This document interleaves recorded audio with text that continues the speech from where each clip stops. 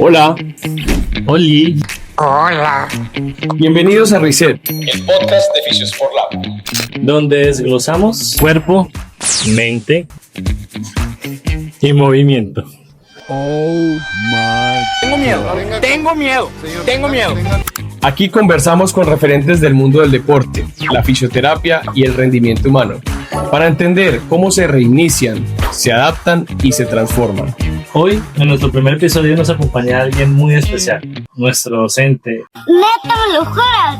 fisioterapeuta, experto en rehabilitación deportiva, que ha trascendido desde las pistas a las aguas profundas, al salón de clase, y hoy está con nosotros hablando de fisioterapia, deporte y movimiento. Él es Alejandro Gómez. Bueno, hoy tenemos la oportunidad de estar acompañados de una persona a la cual admiramos muchísimo.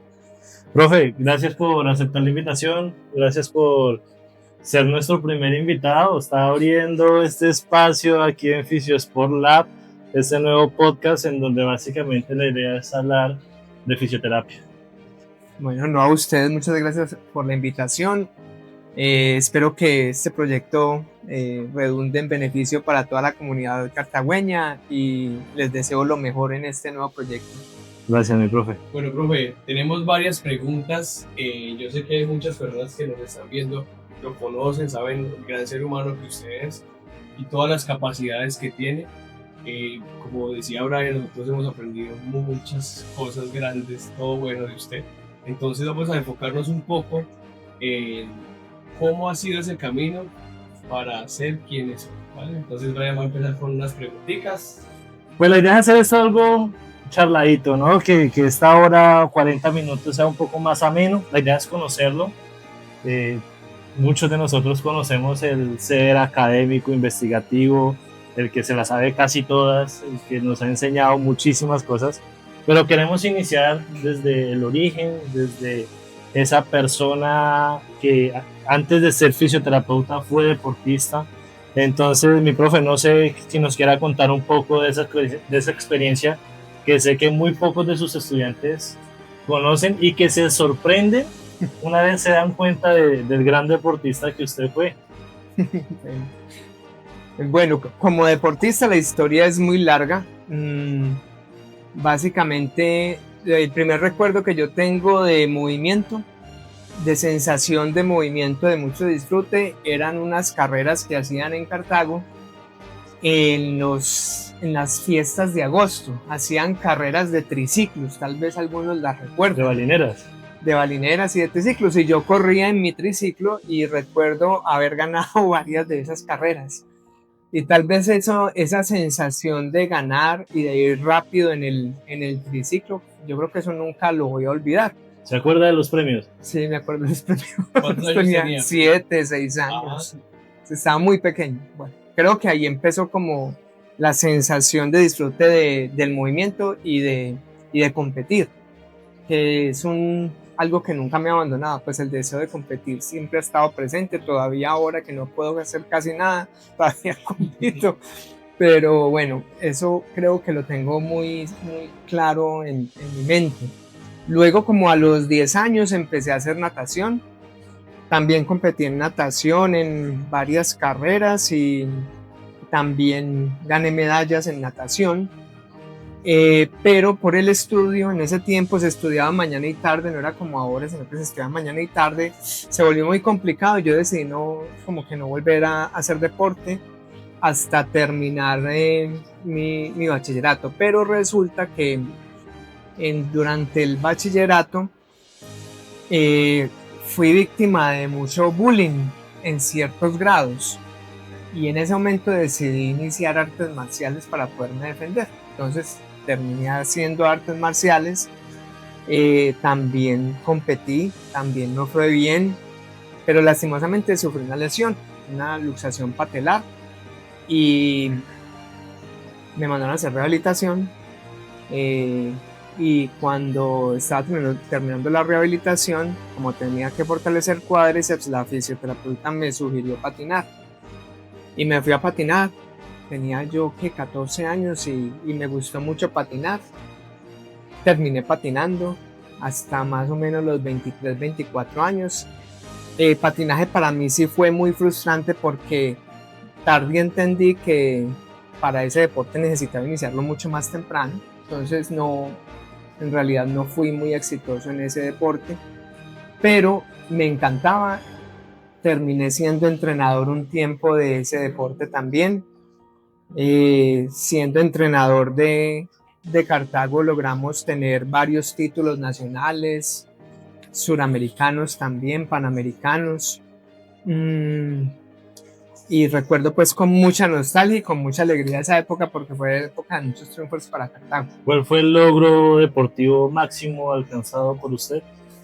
Ay, yo creo que hubo, en cuanto a entrenador, haber llevado una camada de deportistas a esa selección Valle, dos de ellos con mucha oportunidad de selección Colombia y una de ellas que por poco se la llevan para China al mundial, pero por cuestión de dinero no pudo ir porque generalmente llevaban 4 por categoría y ese año como el mundial era en China costaba mucho, llevaron 2. Entonces bueno, y personalmente pues cuando ya pasó la época de patinaje quise hacer buceo. Extrañamente, por haber hecho natación y por ser asmático tenía como una predisposición natural a poder retener la respiración durante muchísimo tiempo. Terminé entonces representando a Colombia también en el Mundial del 96 y del 98 en apnea, en uno en Francia y otro en Italia. Fue una de las experiencias más maravillosas de mi vida. Hice apnea por muchos años, después de que terminé mi proceso en patinaje. Y ahí conocí a mi actual esposa. En ese deporte nos conocimos debajo del mar. Ok. Y ya tenemos 3 hijas. Y muy pues, romántico. Sí, toda mi vida, como lo ven, ha girado alrededor del deporte. ¿Cuántos años tenía ahí? Yo empecé a hacer apnea a los 23 años y la abandoné a los 30 años. Entonces hice apnea durante 7 años. ¿Pero ya estabas estudiando o todavía no? Estaba estudiando, claro, estaba haciendo mi primer pregrado en Ciencias del Deporte y la Recreación y el primer mundial fue en el 96, yo creo que estaba en 6º semestre, si no estoy mal. Profe, antes de pasar al mundo académico, formativo, cuéntenos esa relación con sus padres, el apoyo de sus padres para con usted con respecto a la práctica de todos los deportes que ahorita nos está comentando. ¿Cómo fue esa relación? ¿Cómo fue el apoyo? ¿Hubo apoyo? ¿No hubo apoyo? No sé si nos puede contar algo al respecto. Bueno, lo que yo recuerdo es que en esa época el deporte no era bien visto. O sea, quien hacía deporte Era un vago. era un vago. Entonces, de parte de mi papá no había mucho apoyo. Mi papá no tenía una tradición deportiva, ni recuerdo haberlo visto haciendo ejercicio, nada. Por todo eso, mi mamá pues era la que tal vez me apoyaba, y cuando yo dije que quería hacer artes marciales, fue ella la que impulsó que yo pudiera hacer artes marciales. Luego ya cuando estaba en patinaje, yo empecé a dar clases de patinaje y con eso me compraba mis implementos porque pues mi papá no me cotejaba ninguna de esos implementos porque eran muy costosos. Entonces yo trabajaba, me pagaba mis implementos y competía y todo era a mi bolsillo de ahí en adelante.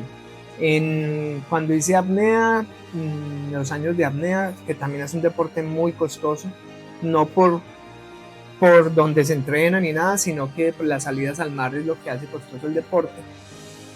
También era ya con lo que yo trabajaba. El deporte en esa época era muy difícil, no es lo que es ahora. O sea, ahora, aunque hay muchas limitaciones todavía, pues al menos se reconoce que el deportista debe ser apoyado, que debe tener su tiempo para entrenar, que debe tener ciertas prebendas, que es apoyado en las universidades. Bueno, ahora hay cambios, sin embargo se quedan muy cortos a mi parecer. Profe, una curiosidad, ¿usted es cartagüeño, de familia cartagüeña? Yo soy nacido en Cartago, amo Cartago, me traje a mi señora para Cartago y ella terminó cantando el himno del Valle. ¿De dónde es su señora, perdón? De Medellín. Ese cambio de Antioquia Sí, debe doler en esa liga. Sí, claro, y venir de Medellín a Cartago más. La enamoró bastante. Profe, mire, nosotros optamos por titular este podcast Reset, porque para nadie es un secreto que en algún momento de nuestras vidas siempre hay un reset, siempre debemos hacer cambios y adaptarnos a los diferentes cambios que nos trae las diferentes decisiones que tomamos y las diferentes situaciones que tenemos en nuestras vidas. Queremos preguntar por ese reset para usted. ¿Cuál fue ese reinicio? No sé si de pronto fue pasar de ser un deportista de alto rendimiento a iniciar una carrera profesional, o no sé si fue pasar de una carrera profesional a otra, aunque si bien las dos carreras se complementan. No sé por qué esa transición de ser profesional en ciencias del deporte a ser fisioterapeuta, si le costó, si le trajo problemas personales, laborales, profesionales. No sé qué nos pueda contar al respecto. ¿Cuál fue ese reset para usted? Sí, hubo un momento de quiebre. Más o menos cuando yo iba en séptimo o octavo semestre de ciencias del deporte, yo llegué a un momento en el que el deporte para mí como que llegó a un techo y a un tope, y yo no quería más estar en el medio deportivo. No quería ni ser entrenador ni hacer más deporte competitivo. ¿Por qué? Porque yo, tanto en mi cuerpo como en otras personas, vi el deterioro que produce el deporte en sí, el deporte competitivo. Entonces yo no quería como tener esa misma trayectoria, y veía a mis compañeros de 20 años mayores, los veía con unos cuerpos muy deteriorados. Decía, no, yo me quiero dedicar a salud, yo quiero salud.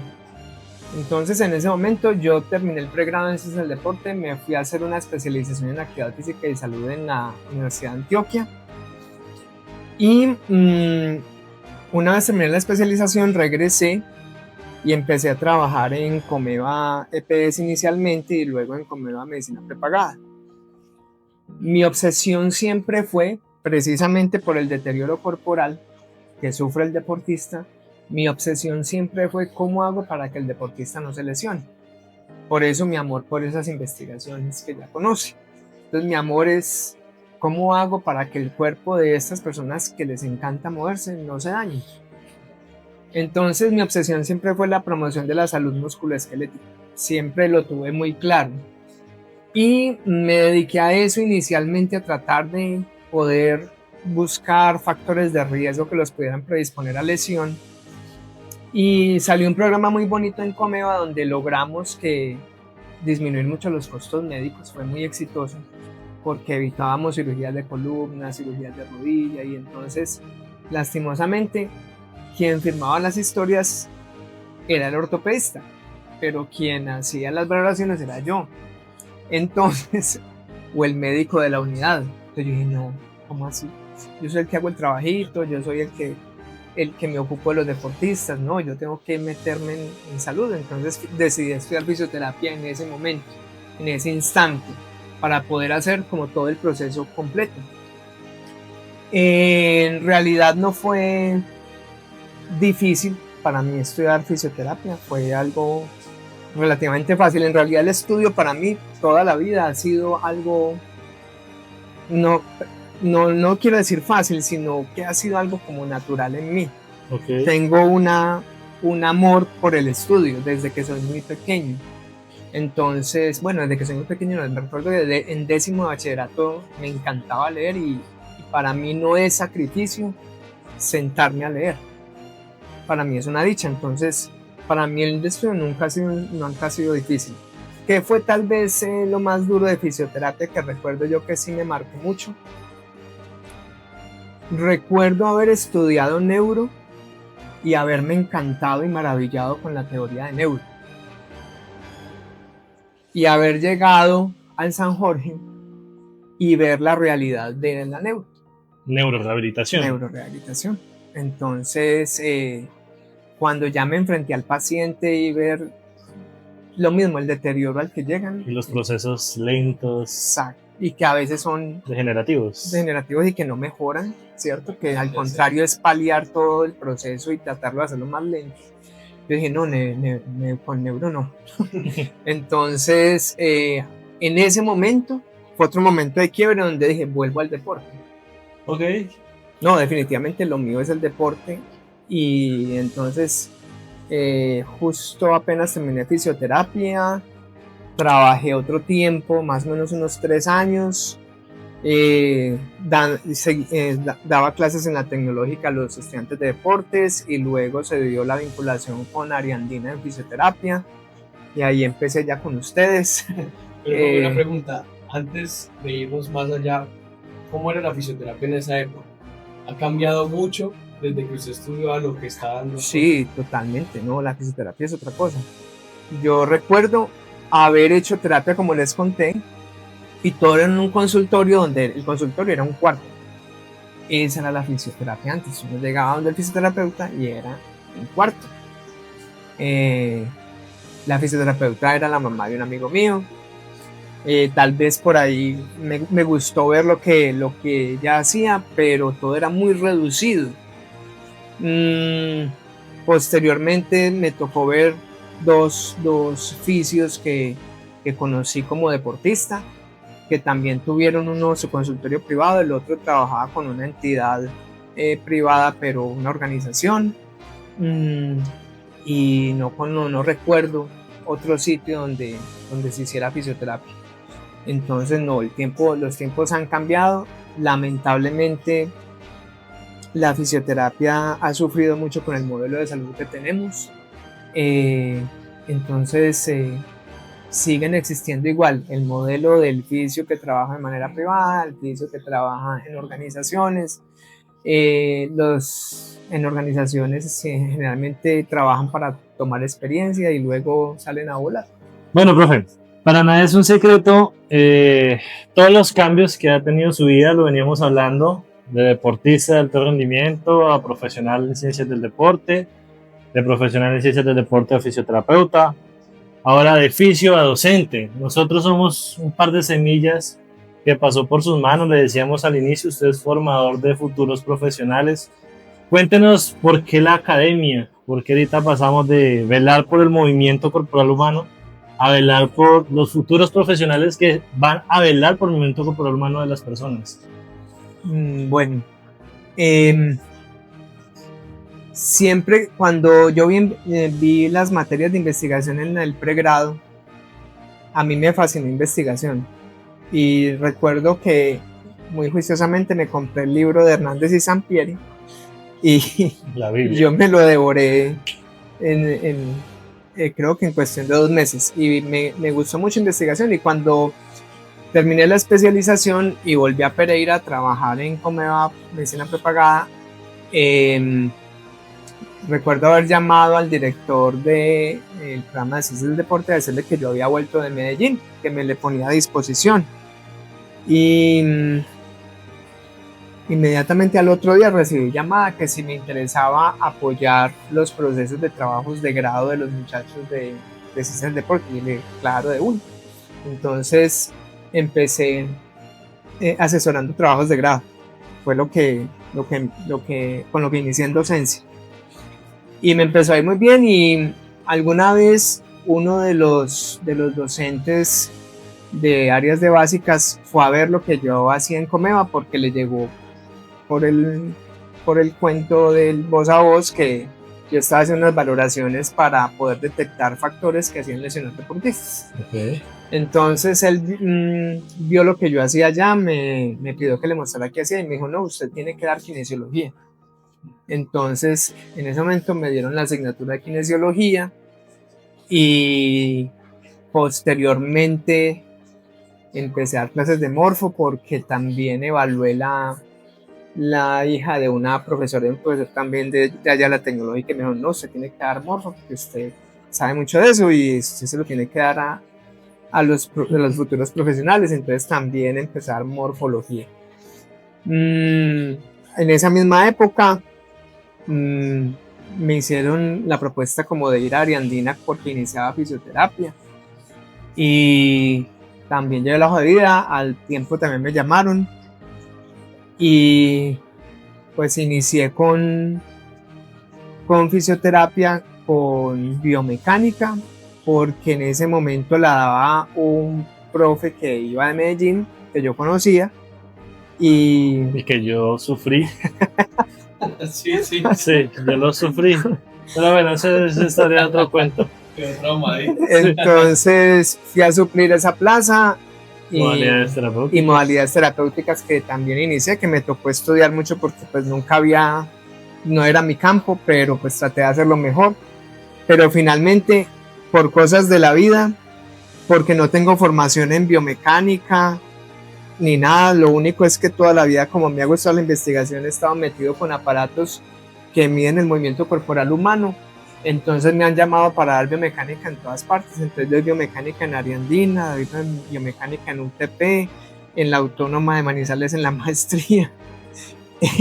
Hasta terminé dando en la maestría de enseñanza de la física en la tecnológica para apoyar los procesos de los licenciados matemáticos que hacen formación para enseñar mejor las matemáticas y la física. Entonces hasta ahí terminé aportando un poquito con toda la experiencia pues que hemos tenido como en laboratorio, porque básicamente es experiencia de laboratorio, de investigación y de publicaciones en esa área.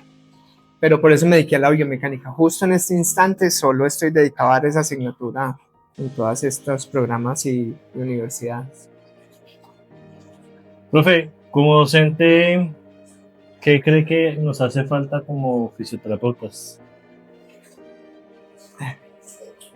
Pues lo que pasa es que cuando uno empieza a ver ya la formación de los fisios y después de muchos años en esto, uno comprende que hay diversos niveles de formación y que a veces uno en el pregrado quiere como verlo todo, pero finalmente uno se da cuenta que no, que el pregrado es para ver cosas muy básicas y hacerlas esas básicas muy bien. ¿Qué nos hace falta? Pues obviamente crecer en especializaciones, maestrías y doctorados en nuestra área, que lamentablemente creo que son muy pocas y hay muy poca oferta. Entonces creo que en lo que tenemos que crecer es en ofertar posgrados para poder cualificarnos mucho más en nuestra área. Una pregunta más personal. ¿Cuál es su rutina diaria? Nadie la quiere tener. Conozcámosla. Bueno, yo arranco levantándome 4:20 de la mañana. A las 4:20 de la mañana pues hago las labores normales de cualquier persona, que es el aseo personal. Posteriormente paso a elaborar 5 desayunos para mis 3 hijas, para mí, para mi esposa, despachar mis hijas para los colegios. Algunas veces las llevo yo, otras veces las lleva mi esposa. Cuando ya las logro llevar son aproximadamente 6:45 de la mañana. En ese momento salgo para Pereira para poder llegar a aproximadamente 8 de la mañana a Pereira. Empiezo mis labores diarias. Si tengo alguna clase temprano pues la doy, si no ya me tocará más tarde, y entre los intermedios son los espacios que aprovecho para hacer como las labores del liderazgo de investigación, Sí. que son las más aburridorcitas porque son como gestiones que no me gusta hacer mucho Nos tiene que aguantar. y lamentablemente el tiempo pues para lo que me gusta es muy escaso. ¿Qué me gusta hacer? Como leer de lo último que salga, escribir un poco. Siempre me gusta escribir alguna cosa de lo que esté haciendo, pero escribir. Me pasa mucho que cuando voy viajando es cuando se me ocurren las ideas, o cuando estoy haciendo, no sé, cuando la mente entra como en un estado raro, se me ocurren las ideas. Ahí es cuando lo llamo y le digo, Ryan, se me ocurrió tal cosa, mira que... Y paro y trato de dejarlo grabado en un audio para que no se me olvide. Y pasa el resto del día entre clase y elaborar gestión de investigación y hacer cosas de investigación, leer un poco, hasta que llego ya en la noche. Llego en la noche a lo mismo, administrar niñas, ayudar en tareas, mirar qué es lo que ha pasado como con ellas en el día, acostarlas. Y lo último que hago, increíblemente, porque todo el mundo me dice que ¿cómo así que usted hace eso? Sí, me gusta verme siempre la novela a las 9:30 de la noche.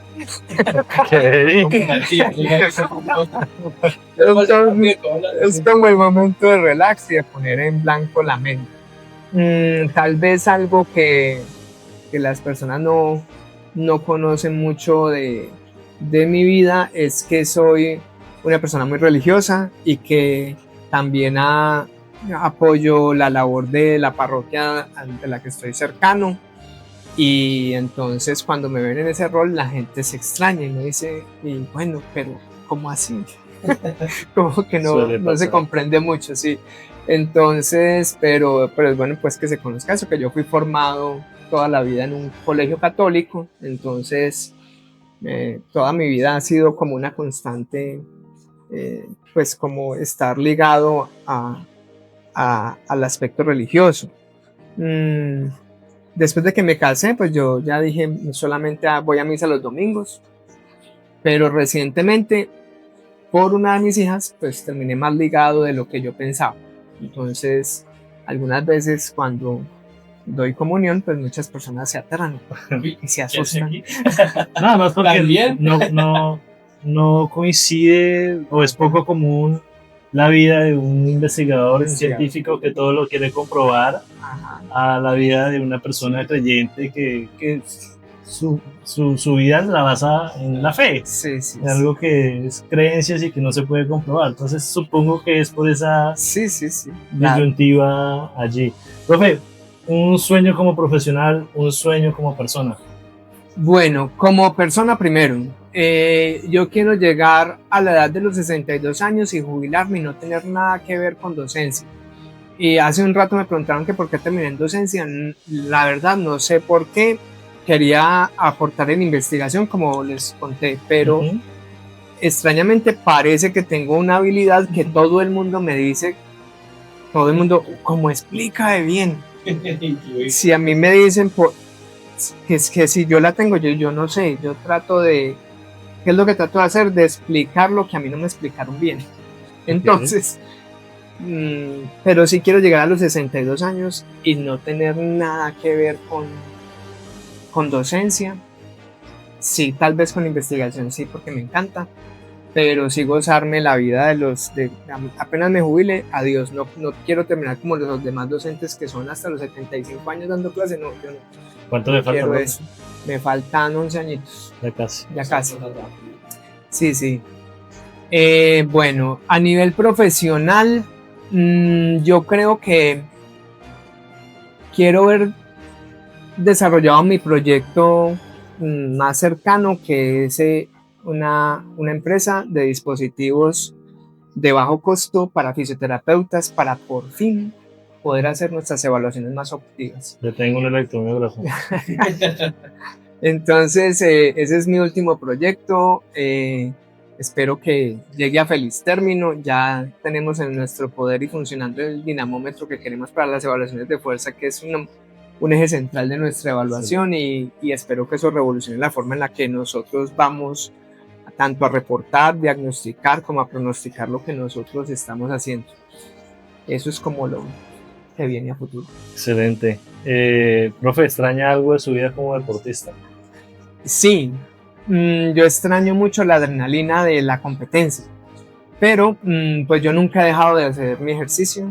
Actualmente estoy corriendo, antes hacía bicicleta, me asusté haciendo bicicleta por un evento que tuve, entonces me quedé corriendo. Y los momentos de adrenalina pues son como los miércoles, que se reúne el grupo de PASEX y allá voy a darse leña. Y me doy un poquito de leña. Profe, ya para terminar y agradeciéndole nuevamente el espacio, preguntas rápidas.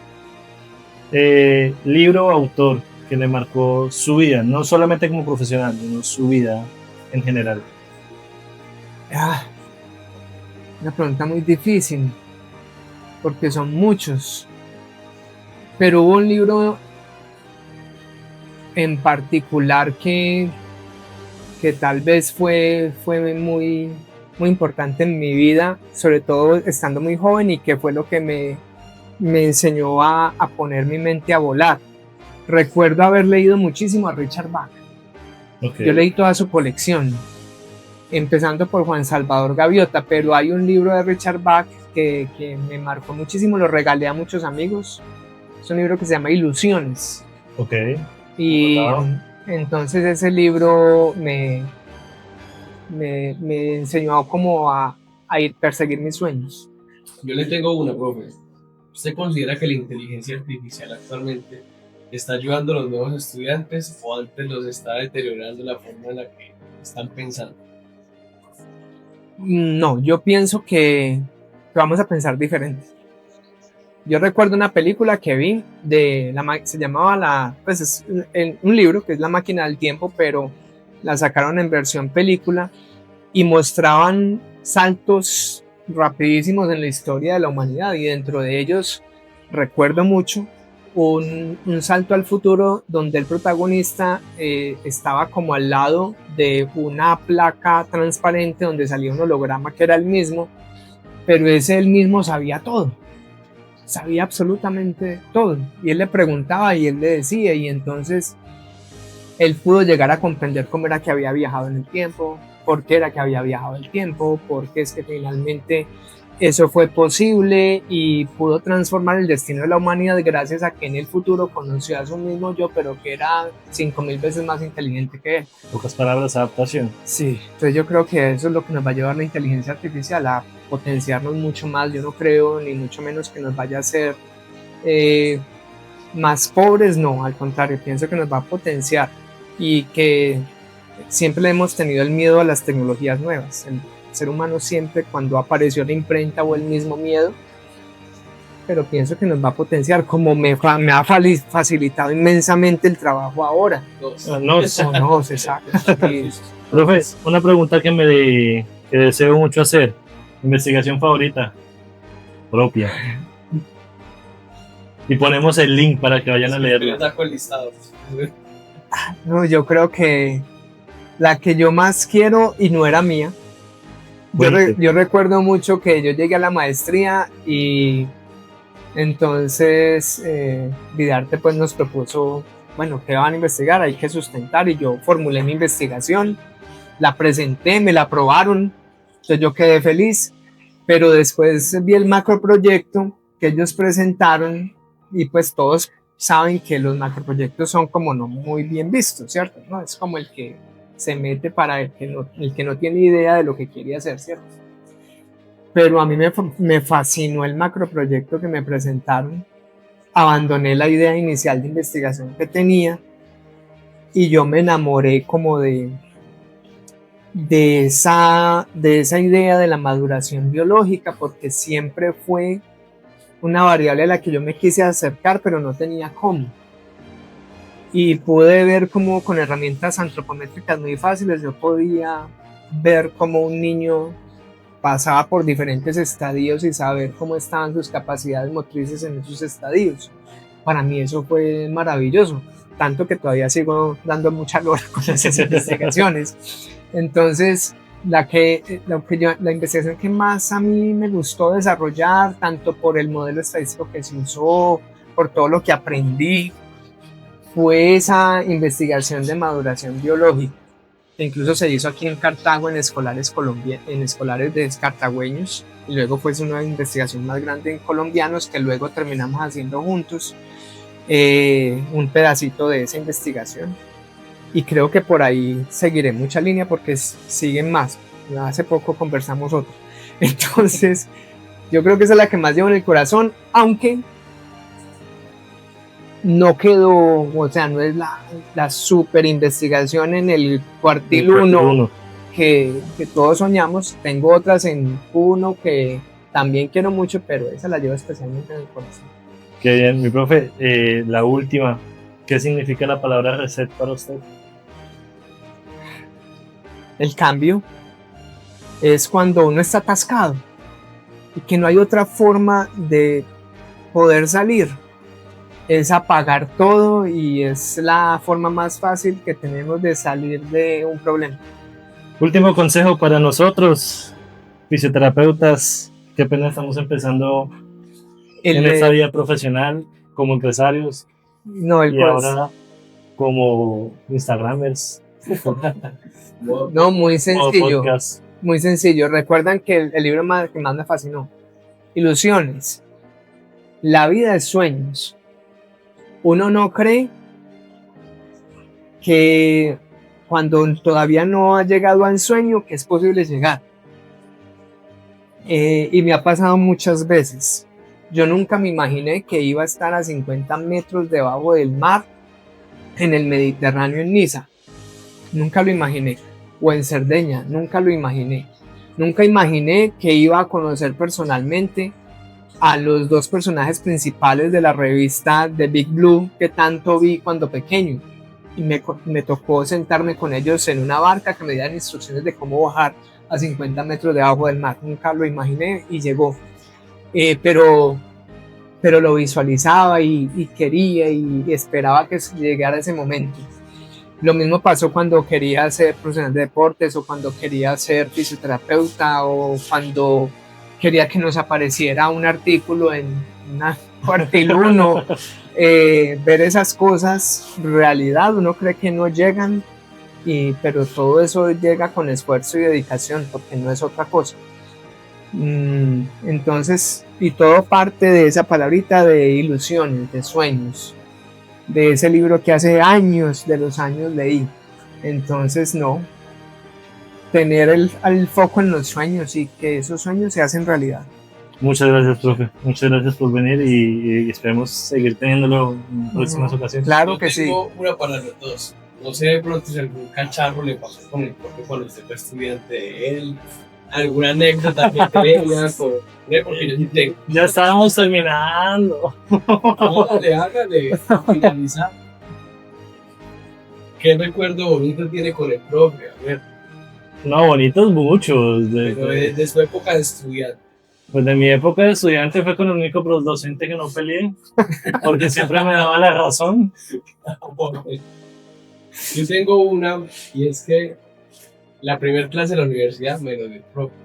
Y yo hace mucho tiempo no estudiaba, pues yo salí del colegio, yo era futbolista y volví. Y entonces cuando yo lo escuchaba, yo decía, este man sabe mucho. Entonces yo dije, qué bacano llegar a ese modo. Y él me motivaba a estudiar, pues me motivaba a estudiar mucho. Y el primer parcial, yo hace mucho tiempo no hacía examen, yo decía, uy, ¿qué es esto? Pero yo estudiaba tanto que yo en mi mente me lo sabía todo. Cuando terminé el parcial, empecé a cambiar todas las preguntas, porque me dio la inseguridad. Cuando me entregó el primer parcial, 1, 2, yo, No, es que la forma en que pregunta este señor Sí. también. y me di cuenta que todas las que cambié estaban buenas. Y ya eso me tocó, pues, ya me enseñó a que no volver a cambiar preguntas en un parcial. Me tocó esforzarme más. Además que la forma en que se saben los músculos, pues, creo que Sí, no es he visto único. ninguna persona actualmente que se sepa los músculos. Que no se lo sabe, se sabe son las prominencias óseas, los Imágenes. accidentes óseos. Esa es la clave. Entonces, si quieren aprenderse músculos, sigan la recomendación del profe. No, esas fueron anécdotas bacanas que me inspiró mucho. Listo, mi profe. Muchísimas gracias. No, a ustedes muchas gracias por la invitación. Muchachos, hasta una próxima. Ya saben, reset la vida.